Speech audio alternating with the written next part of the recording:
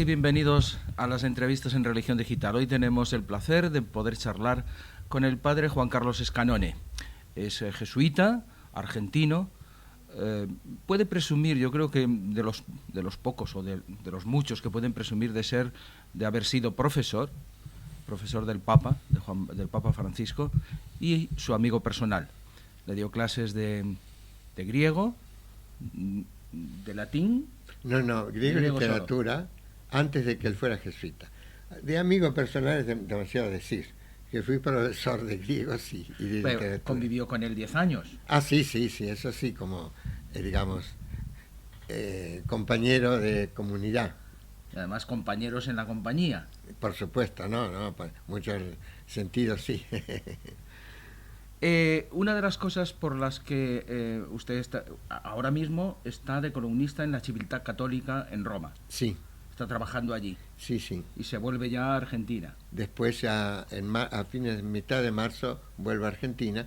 Seguiré colaborando, pero desde allá vendré para alguna reunión, pero ya no a vivir en la comunidad de la Civiltà Católica. Usted pasa por ser uno de los más importantes representantes de la teología del pueblo. Que es la teología, según nos explicaba ayer en un desayuno de trabajo, la teología que sustenta, la teología raíz del Papa Francisco. Por lo menos una de las raíces, ¿no es cierto? Teológicas, ciertamente. Justo acaba de aparecer un artículo mío en Razón y Fe sobre el Papa Francisco y la teología del pueblo.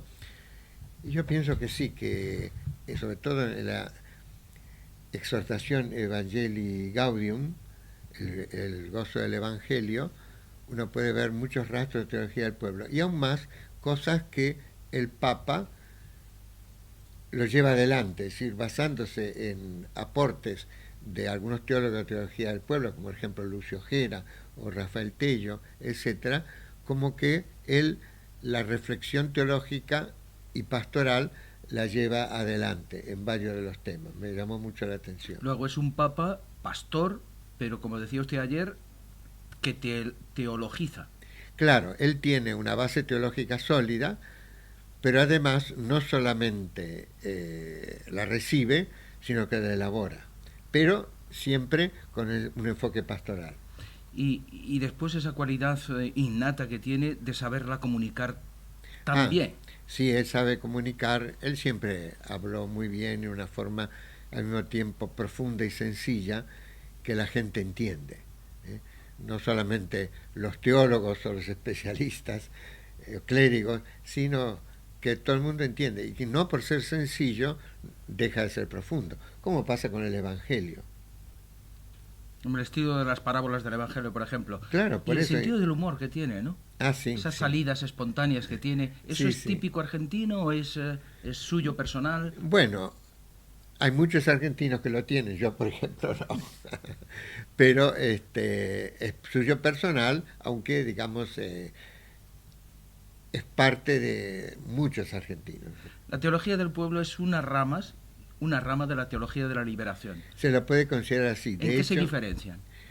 Bueno, la teología de la liberación, para mí, lo común a todas las distintas ramas o corrientes es que teologiza a partir de la opción preferencial por los pobres y usa la mediación para pensar la realidad social e histórica de los pobres, usa no solamente la mediación de la filosofía, como siempre usó la teología como ciencia, sino también de las ciencias humanas y sociales.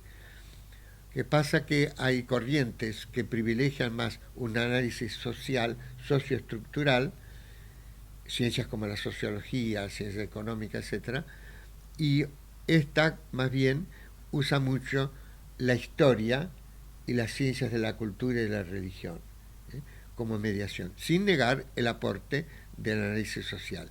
Pero sí, digamos, así como alguna corriente, no la mayoría, pero alguna corriente de la teología de liberación usa como mediación para pensar teológicamente la realidad de los pobres en análisis social marxista, la teología del pueblo ni usa una sociología de tipo liberal ni de tipo marxista, y entonces buscó categorías para la interpretación, sobre todo en la historia y en la cultura de América Latina y también en particular de la Argentina. Entre las categorías más importantes, por tocar alguna, ¿no?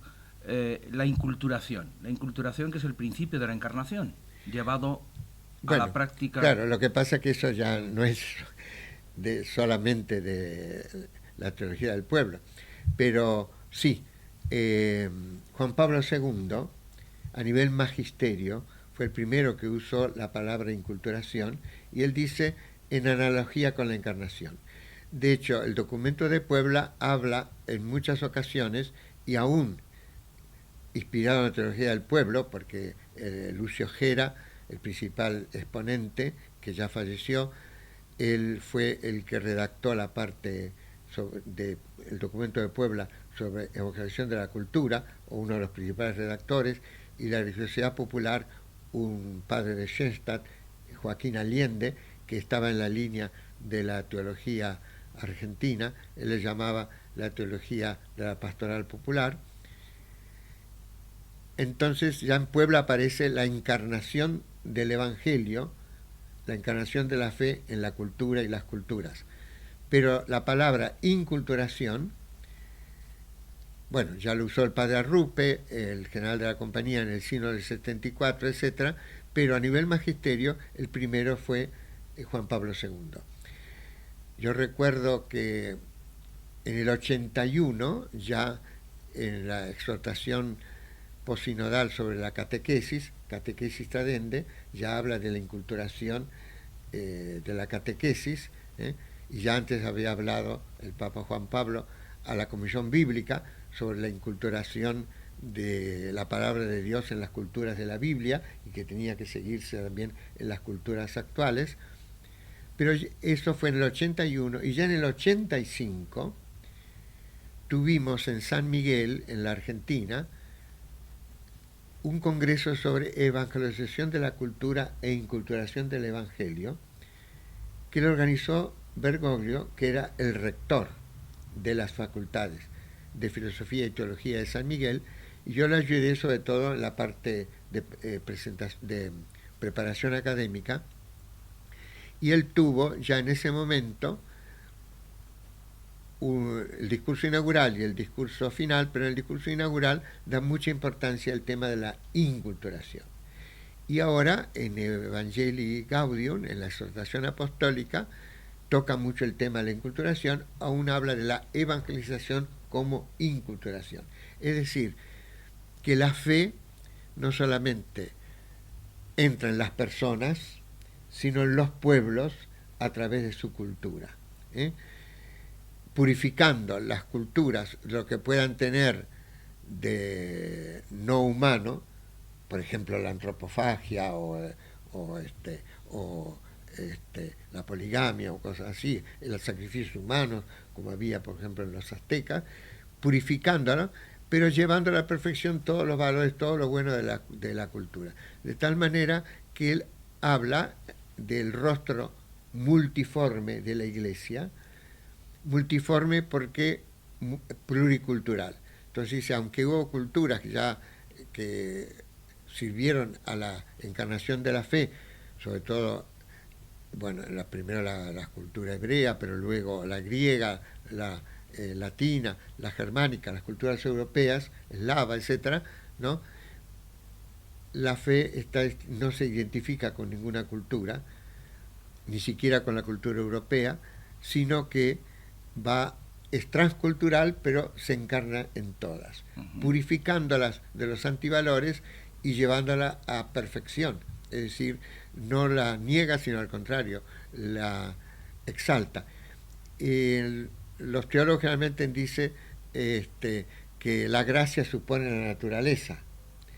Bueno, y Bergoglio explícitamente dice, la gracia supone la cultura. Muy interesante, porque la cultura es una especie como de segunda naturaleza, el estilo de vida de un pueblo, como lo define, bueno, ya el Concilio Vaticano II tiene distintas comprensiones, pero en una de ellas dice, hay una comprensión más sociológica y etnológica, que es el estilo de vida de un pueblo, que es la que retoma el documento de Puebla en América Latina, que retoma el Papa en la exhortación esta Evangelicum Gaudium. ¿No se corre el riesgo que se está corriendo ahora en Europa de que la cultura religiosa en España y en Europa se ciña a eso, se quede simplemente en cultura religiosa sin dar el paso a la fe? No, no, bueno, yo pienso que, por lo menos en América Latina, y pienso que en España también, al menos era así, no sé, en este momento, la religiosidad no es sino el momento cultural de la fe encarnada. Por lo menos, por eso en el documento de Puebla dice, en su forma más característica, la religiosidad popular en América Latina es catolicismo popular, es decir, la fe encarnada en cultura. Ya se habló siempre de que en todas las culturas, aún las que no han conocido el Evangelio, hay semillas del verbo. Y se hablaba de las culturas paganas, por ejemplo, en Grecia o en Roma, etcétera, que tenían semillas del verbo. Bueno, acá la teología del pueblo lo que dice que por lo menos en América Latina, no en todo, pero en las formas más mayoritarias, no solo hay semillas del verbo, sino frutos del verbo. Es decir, que ya ha fructificado la fe en forma cultural. O sea, que recuperamos la religiosidad popular, por ejemplo, en Claro. España la Semana Santa. Sí, por supuesto. No vivida como folclore, sino realmente con la fe, ¿no? Porque el problema a veces que pasa que estas formas quedan ya como una especie de folclore más de una representación externa que de manifestación de la fe. Pero cuando realmente es, que lo era en su origen y lo fue muchos siglos, y espero que siga siendo, por lo menos en América Latina lo sigue siendo, manifestación de la fe es realmente el Evangelio encarnado en cultura. Un ejemplo, el mismo Bergoglio llevó una devoción nueva a Buenos Aires que se propagó luego en muchas partes de Argentina y aún yo lo encontré en Paraguay. ¿La Virgen de los Cordeles? ¿O la Virgen no, de Satanudos? Satanudos. De los nudos, de Satanudos. Es verdad. Es decir, porque la iglesia que era de los jesuitas, ahora la dejamos, en Augsburgo, tiene una pintura que es muy hermosa y yo la había ido a contemplar, pero más bien no por devoción, sino como obra artística, como uno va a un museo, ¿no? La Virgen que desata los nudos, porque es la Virgen María que está desatando nudos y hay un ángel que le va llevando los nudos y el otro que va recogiendo las cintas ya desatadas. Se ve que él le dio mucha devoción y lo llevó a Buenos Aires siendo jesuita. Y después, yo no sé exactamente si ya era o no era, pero creo que ya era obispo auxiliar, cuando hicieron en la Universidad de El Salvador alguna invitación, no sé si era para Navidad o qué, no recuerdo bien, donde aparecía la Virgen de Satanudos, que es un cuadro muy famoso ahí en Augsburgo. Yo mismo he celebrado el año pasado, que he pasado por allá, la misa allí en esa capilla. Bueno, que en esa zona de Alemania le tiene mucha devoción, en esa zona, pero donde todos los días se llena la iglesia de devotos, en las misas ordinarias, una misa diaria, pero se llena, que no es común. Y entonces él la llevó y creo que fue así, que en una de estas fiestas la mandan de la Universidad de El Salvador, como así como se manda un pesebre, una foto de un pesebre o algo así. Por eso no me acuerdo si era para Navidad o si era en otra ocasión, o ocasión de inauguración de curso o algo así. Y esa devoción prendió en el pueblo de Buenos Aires. Y ahora hay una peregrinación que se realiza... No solo una, porque por ejemplo, está en la capital federal, es decir, en la ciudad de Buenos Aires, hay una reproducción tal cual de la de Alemania, pero se ha hecho un santuario. Tanto así que a veces la gente del barrio protesta de tanta gente que se mueve por allí, porque van sobre todo los días 8, y especialmente el 8 de diciembre, el Día de la Inmaculada Concepción, porque es una Inmaculada Concepción la que está haciendo, desatando los nudos. Pero, por ejemplo, en San Miguel, donde yo vivo, un párroco jesuita la hizo pintar, porque la gente le tenía mucha devoción, entonces la hizo pintar, y realmente fue un pintor popular que no es demasiado artístico. Entonces, la verdadera es muy hermosa, pero esta es bastante fea. Pero igual la gente le tomó mucha devoción. Los días 8 se llena de gente, hay 5 o 6 misas mañana y tarde, aunque no sea domingo o no sea 8 de diciembre, y colas inmensas de gente porque van a tomar gracia, a tocar la Virgen, ¿no? Y grandes conversiones. El párroco a mí me dijo, yo había podido lograr la juventud a través de los colegios parroquiales, en la familia a través de tal hora, pero a la gente que nunca viene a la iglesia, nunca había podido lograr que volvieran.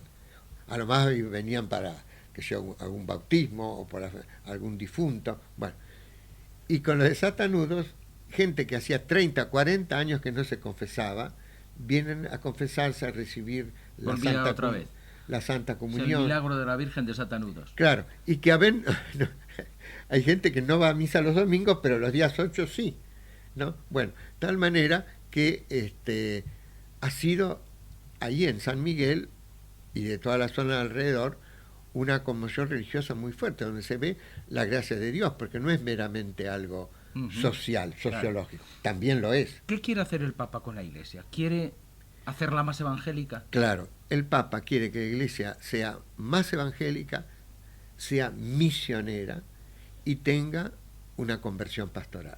El documento de la Aparecida, que es la conferencia la quinta conferencia del episcopado latinoamericano que se hizo en Aparecida, en un santuario de la Virgen, en Brasil, y cuyo documento final lo redactó una comisión cuyo presidente era Bergoglio, tal manera que él dirigió la comisión de redacción final de este documento, por eso él le tiene mucha por eso aprecio. Lo regala. Lo regala por lo menos a los presidentes, de América Latina. A cada uno le regala cuando viene. Bueno, ahí habla de una conversión pastoral de la Iglesia y que debe dejar estructuras caducas. Bueno, eso es lo que está ahora haciendo, ya no a nivel de la Arquidiócesis de Buenos Aires o de la Iglesia Argentina, cuando era presidente de la Conferencia Episcopal, sino a nivel universal. Una iglesia misionera. De hecho, dice Aparecida, somos discípulos misioneros.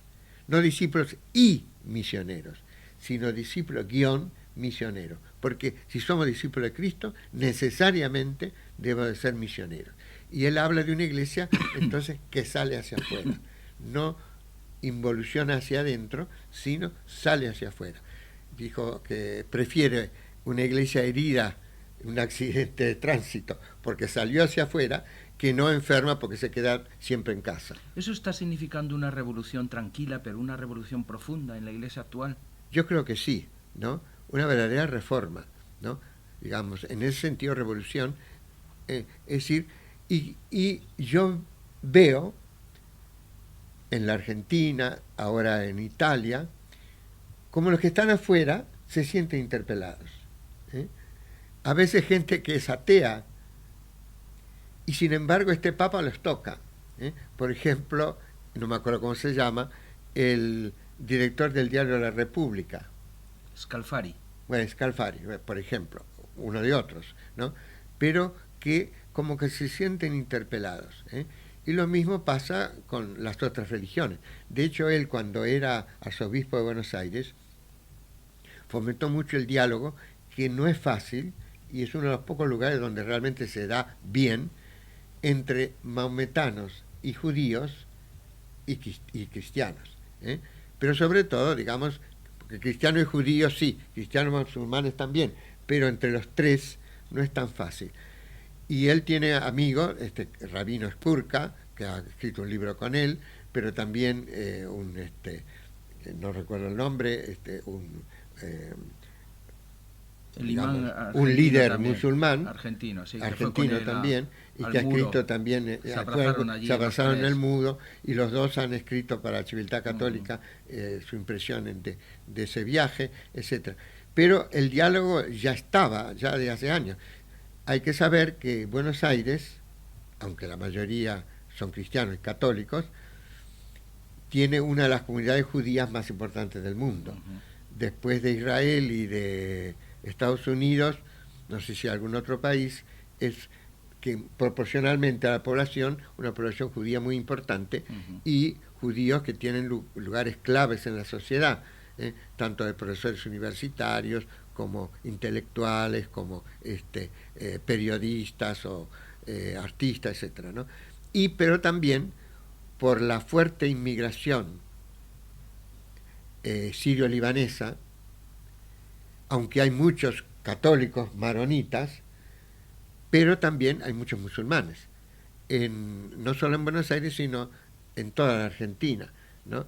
Y algunos apellidos que parecen españoles, resulta que son árabes que han tomado, por ejemplo, los Romero, en alguna de las provincias de Argentina, por ejemplo en Corrientes, en Salta, según dicen, son árabes, pero que han tomado apellidos españoles. Bueno, y que tienen puestos importantes, por ejemplo, en la política, como Menem, que aunque era convertido al catolicismo, él era de origen musulmán, su señora, sus hijos musulmanes, su hermano, senador, también musulmán. Es decir, que la importancia, tanto judía como musulmán, es vigente, y bueno, y ese diálogo lo fomentaba Bergoglio. ¿Cuál es el programa del Papa? Es decir, está clara en el Evangelii Gaudium, pero ¿se trata de descongelar el concilio? Sí, el programa es el concilio, es revitalizar, descongelarlo y volver a... Bueno, no creo que estuviera congelado, pero sí estaba un poco con menos vigencia. Él ciertamente quiere llevar al Concilio Vaticano II a la práctica. Pero yo pienso que no es solo eso, es más, ¿no? Lo dijimos antes, una reforma de la Iglesia, una vuelta más profunda a lo esencial del Evangelio, sin negar las otras cosas, principios morales, etcétera, pero no poner el acento, por ejemplo, en los principios morales, hacerlos eticistas, con lo cual sería una ideología, sino al contrario, ir a la raíz de estos principios, que es el Evangelio, que es Jesucristo, ¿no? Y al mismo tiempo, desde allí nace una vida cristiana, una vida moral cristiana. Bueno, y eso es lo mismo, entonces también la misión. Él, yo creo que le va a dar mucha importancia, le está dando al Asia, porque ahí ve un país muy católico como es Filipinas, Corea, que ya más del 50% de la población es cristiana, no católica, pero sí de distintas iglesias cristianas. Vietnam hay muchísimas vocaciones, pero en general no ha sido evangelizada. La China, la India, Japón, bueno, los países árabes. Entonces, le está dando mucha importancia, y pienso yo que las merece al Asia. Otro elemento importante también para el futuro es el África. Ahí sí hay muchas conversiones, etcétera, pero también está la problemática de musulmanes extremos, como el Boko Haram, así como está lo del el califato en el Asia, Irak y Siria, etcétera. Bueno, ¿no? Entonces, él quiere la paz, por un lado, la justicia, y eso para todos los cristianos y no cristianos, como persona humana, la vida humana, pero a nivel iglesia, ese salir hacia afuera, hacia la misión, y que la iglesia no es Europa. Ya América Latina, bueno, es una reserva, pero también estos continentes, y sobre todo el Asia, que ha sido menos evangelizada. porque el África cada vez se está Sí. desvaneciendo Hacia más. adentro esta reforma supone una revolución de la sinodalidad y de la colegialidad. Bueno, cuando salió al balcón de San Pedro, se mostró como obispo de Roma, ya yo dije, acá hay toda una eclesiología implícita, ¿eh? Porque es un llamado a las otras iglesias, sobre todo en el tema de la colegialidad y la sinodalidad, por ejemplo, sobre todo las iglesias ortodoxas, pero también muchas de las iglesias de la Reforma que tienen sus obispos, ¿no es cierto? Tal manera que el dar importancia a ser obispo de Roma, claro, por ser obispo de Roma es también papa, pero subrayó el hecho de ser obispo de Roma. ¿Eh? Hacerse bendecir por el pueblo, la importancia del laicado. Aun cuando habla de la religiosidad popular, en Río de Janeiro habla en el contexto de que no quiere una iglesia clerical, y habla del laicado adulto, que ha sido un poco el que fue el origen de los símbolos y los ritos de la religiosidad popular, que no son de la liturgia oficial, que eso por supuesto, la iglesia es el culto oficial de la iglesia, pero la valoración de la religiosidad popular él lo une con la valorización del laicado en la iglesia, porque fue el laicado el que generó esas formas rituales, de procesiones, etcétera, etcétera, que después, por ejemplo, en el caso del tincunaco en La Rioja, en Argentina, tincunaco es una palabra quechua que significa encuentro, ahora no lo voy a explicar, pero es el encuentro, simboliza el encuentro de las dos culturas, la indígena y la española, ¿no?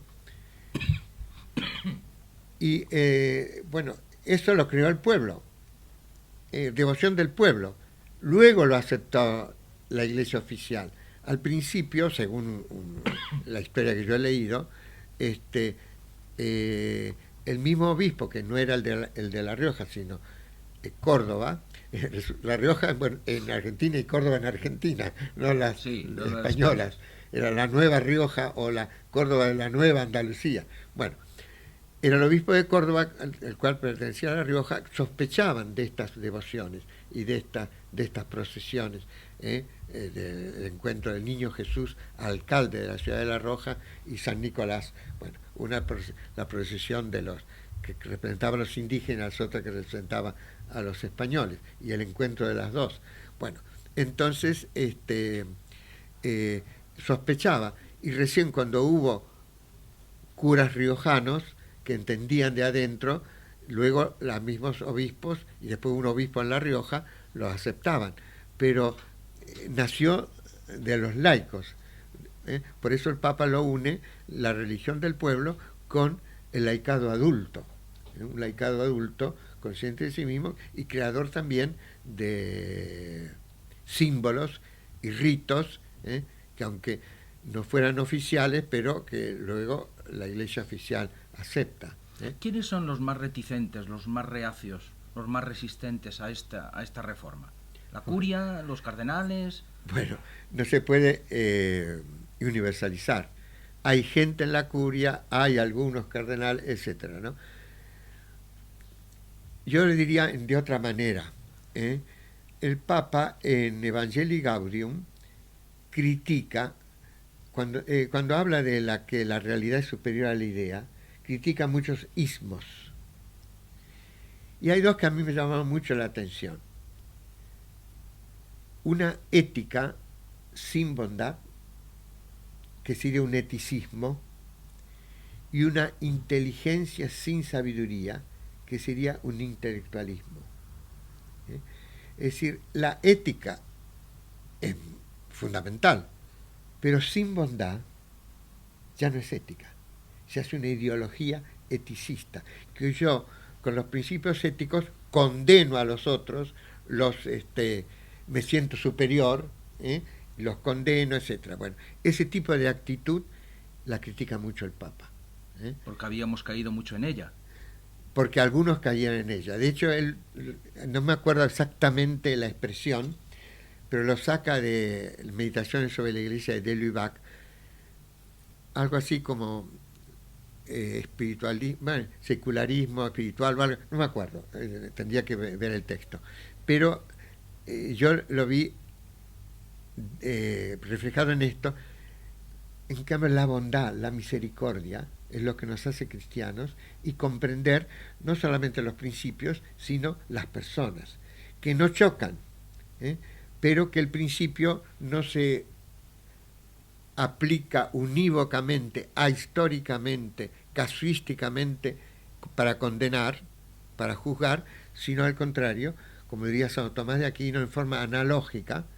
Hay un dominico amigo mío mexicano, el padre Mauricio Beuchot, habla de la hermenéutica analógica, una interpretación analógica en la cual se tienen en cuenta también las personas y las situaciones culturales e históricas, no una ética de la situación, pero sí los principios se aplican, como dicen también otros especialistas de doctrina social de la Iglesia, hablando de la teología social, analógicamente, es decir, es lo mismo, pero se tienen en cuenta las diferencias. Algo parecido a lo que Marciano Vidal en España, el gran moralista, habla de moral de actitudes. Bueno, no tanto de actos. Sí, bueno, claro, ya lo toma por otro lado, ¿no? Uh-huh. Es decir, es otra manera de pensar la misma problemática. Pero aquí yo más bien recalco este momento de la analogía, que es muy tomista, pero no es una universalidad, principios universales abstractos, ahistóricos, sino que analógicamente se van aplicando lo mismo, pero no lo igual, en cada situación histórica, cultural, etcétera, ¿no? ¿Qué parte hay de...? Espérenme, déjeme terminar. Sí. Y lo otro es inteligencia sin sabiduría. Sin sabiduría. Porque la sabiduría tiene ese conocimiento, también Santo Tomás habla, conocimiento por connaturalidad, que yo siento, pero con una inteligencia sentiente, diría Zubiri. No es meramente una emoción, sino que lo siento con la inteligencia y el sentimiento afectivo, pero al mismo tiempo intelectual, que esto no está bien o que esto no está mal. Santo Tomás pone el ejemplo de la castidad. Si una persona es casta, siente que cierto tipo de actitudes o de actos no son puros, o sí son puros, etc., pero por una connaturalidad con la cosa misma.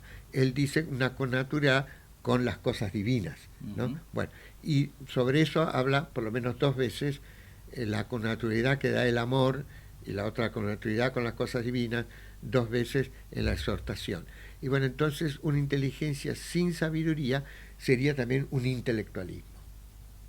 Y son de esas los que viven ese tipo de manera de vivir la fe católica, son algunos de los que se oponen la ideologización de la fe.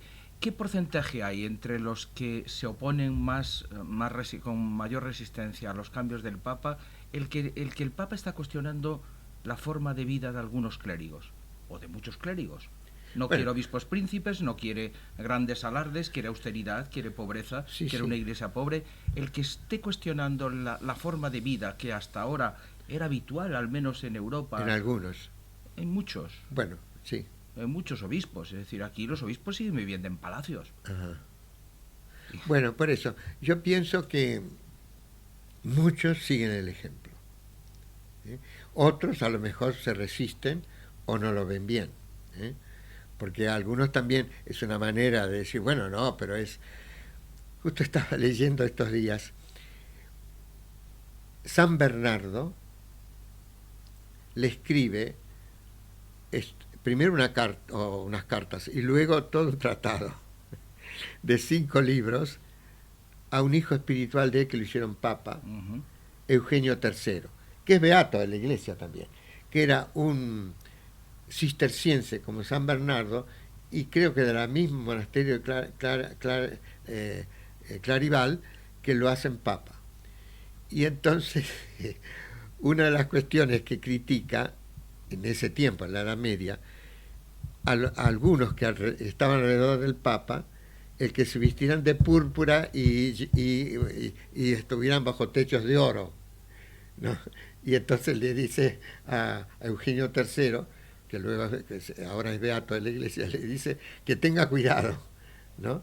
Aunque él es pastor también de esas ovejas, pero que tenga cuidado, y aún usa la palabra muy fuerte, porque usa que son lobos y aún le dice escorpiones, San Bernardo, ¿no? Bueno, entonces quiere decir que sí, que la tentación está, ¿no?, de buscar poder o de buscar riqueza, aunque sea bajo aspecto de bien, bueno, es por el culto divino o es por la dignidad de la jerarquía o lo que sea.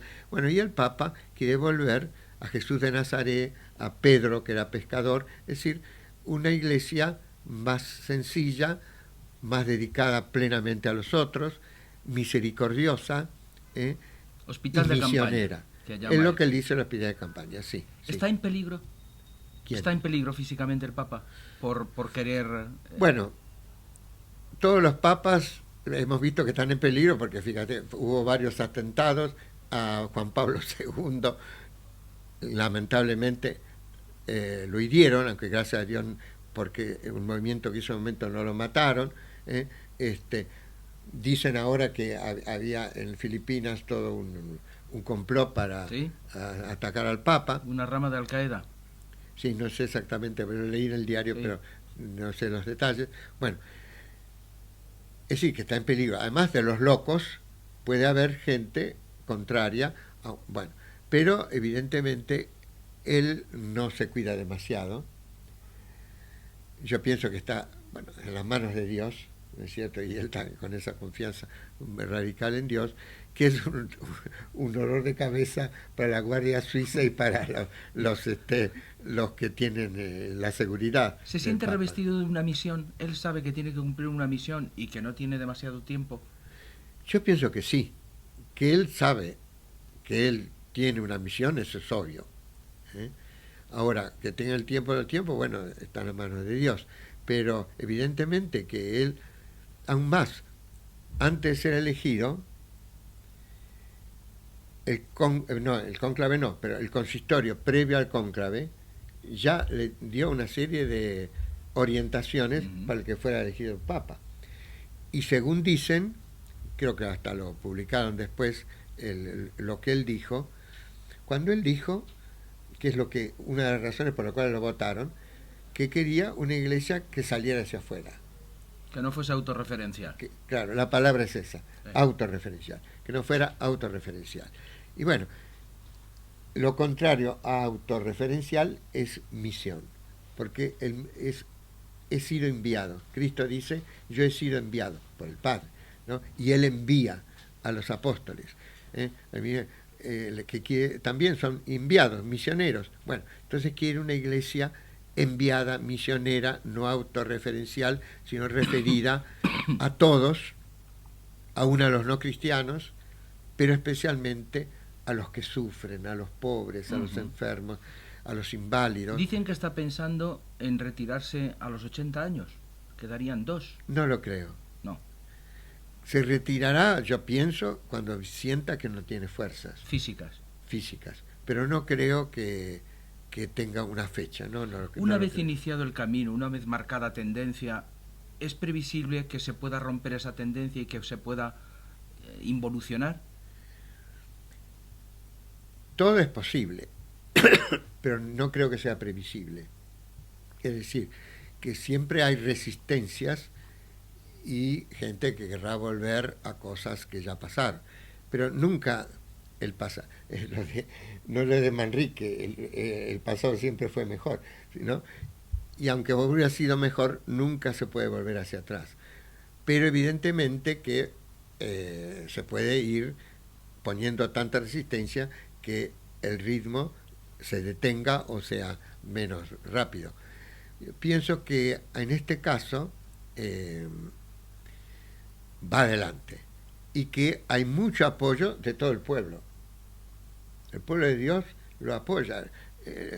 Los romanos parecen enloquecidos porque al fin y al cabo es un papa argentino, pero en Roma y en Italia, digamos, el pueblo de Dios apoya plenamente. Y ya digo, y aún gente que no se considera pueblo de Dios, pero que ve desde afuera, pero con simpatía y apoya también. Todo eso es muy importante, ¿no? Ayer, no sé si estaba usted, creo que sí estaba usted, cuando me preguntaron algo parecido, dije lo de la Gamaliel. Sí, ¿Estaba usted? sí. Bueno, porque, no sé si se acuerdan, pero en los Hechos de los Apóstoles, cuando el Sanedrín convoca a los apóstoles, les dice que no deben predicar el nombre de Jesús y los castiga, hacen latigazos, etcétera, Gamaliel lo que dice es esto, que era padre del Sanedrín, pero un hombre honesto. Dice, mire, hubo otros que se dijeron que eran Mesías, hubo gente que lo siguió y al poco tiempo desapareció. Si esto es de Dios, va a progresar lo de Jesús de Nazaret y lo de los apóstoles. Y si no es de Dios, morirá solo. Y bueno, yo creo, esto es de Dios? Yo creo que sí. Yo creo que sí. Y espero que por lo tanto la cosa pueda ir, digamos, nunca va a ser el cielo de Dios en la tierra.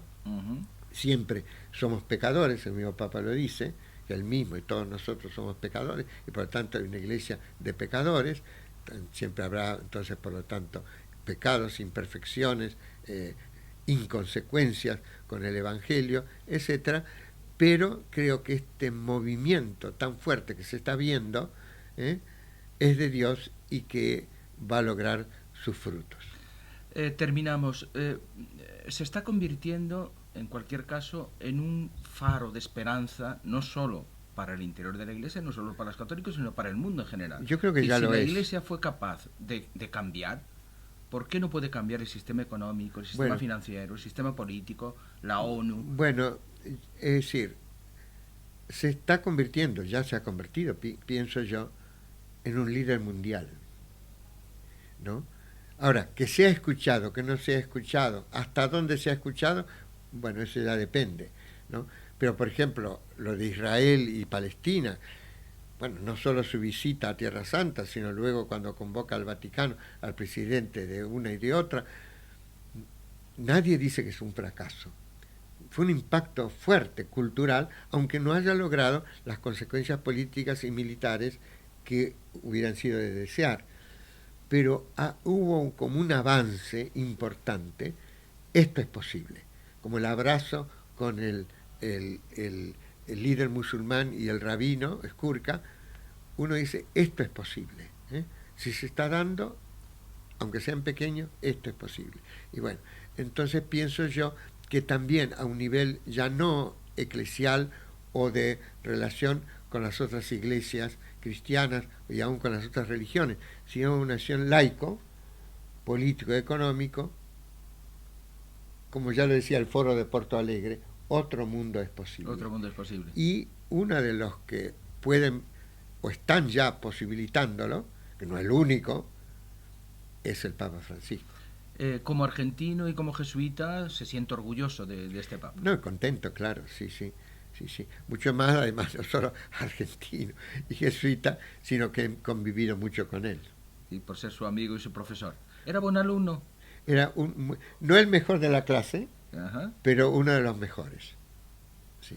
Padre Scanone, ha sido un placer, muchísimas gracias. Bueno, de nada, al contrario.